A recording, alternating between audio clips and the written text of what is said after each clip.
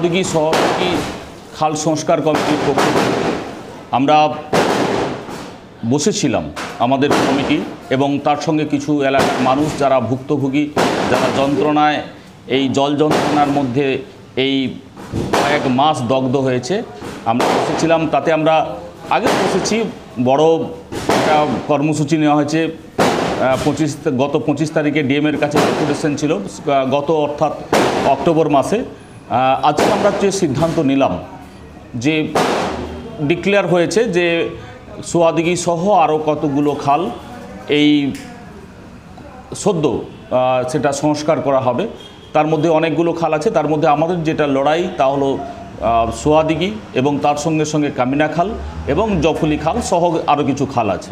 আমরা আজকে যেটা সিদ্ধান্ত নিলাম যে এই খাল কাটা হবে সরকারের যে মিনারেলস ডেভেলপমেন্ট ট্রেডিং কর্পোরেশন আছে তার দ্বারাই কাটা হবে, অর্থাৎ তারা কাটবে এবং মাটি বিক্রি করবে, সেই পয়সায় খাল খনন করা হবে। সরকারের পয়সা লাগবে না, সরকার সেখান থেকে কিছু হয়তো পয়সা পেতেও পারে।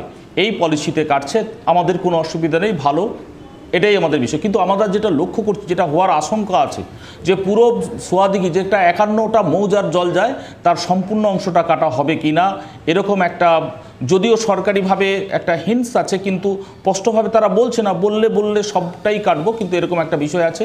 এবং আমরা দেখছি যে এখনও পর্যন্ত জল বেরোয়নি, এখনও পর্যন্ত কোথাও কোথাও আছে 1 হাঁটুর মতো জল।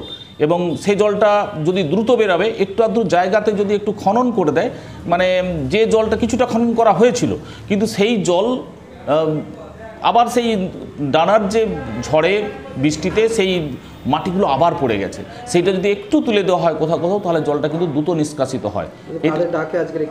আমাদের যে সোয়াদিঘি এবং সহযোগী খাল সংস্কার কমিটি, এই নামে একটা আমরা কমিটি আছে, তারই উদ্যোগে আজকে ডাকা হয়েছিল।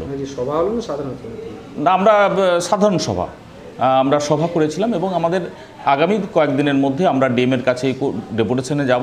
এবং আমাদের একটা, যেটা আমরা খুব বিশেষভাবে চিন্তার কারণ হয়ে দাঁড়িয়েছে, আমরা কথা বলেছি, আমি গতকালও ডিএমের সঙ্গে এসডিওর সঙ্গে কথা বলেছি ইরিগেশন, তাতে যেটা বুঝেছি বা আরও বিভিন্ন থেকে এসডিওর কাছ থেকে শুনেছি, বলাটা হয়তো ঠিক হবে না, কথাপত্র জেনেছি যে ডিজাইন ওনারা বলেছেন সেই ডিজাইন অনুযায়ী খাল কাটা হবে কিনা আশঙ্কা আছে।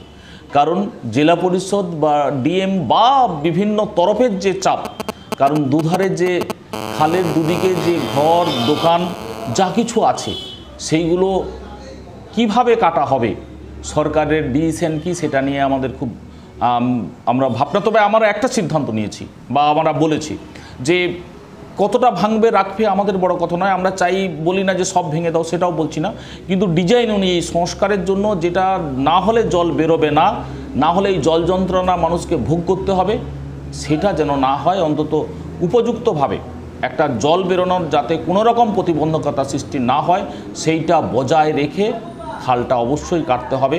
তাতে যার যেভাবে পড়ুক, কিন্তু সেগুলো ক্লিয়ার করতে হবে।